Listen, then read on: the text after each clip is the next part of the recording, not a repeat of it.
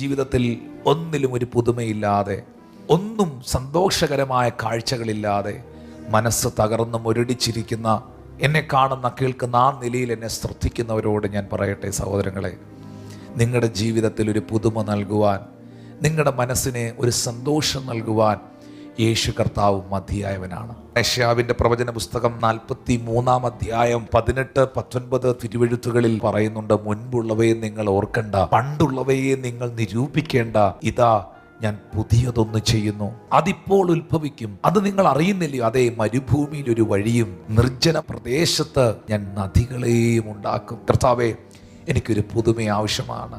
എൻ്റെ പ്രാർത്ഥനാ ജീവിതത്തെ ഒന്ന് പുതുക്കണമേ. എൻ്റെ കുടുംബ ജീവിതത്തെ ഒന്ന് റിന്യൂ ചെയ്യണമേ. എൻ്റെ വിശ്വാസ ജീവിതത്തെ ഒന്ന് റിന്യൂ ചെയ്യണമേ. എൻ്റെ ഭവനത്തിലെ സാഹചര്യങ്ങൾ ഒരു വ്യത്യാസം അയക്കണമേ. അങ്ങയുമായിട്ടുള്ള ബന്ധത്തിൽ എന്നെ ഒന്ന് റിന്യൂ ചെയ്യണമേ.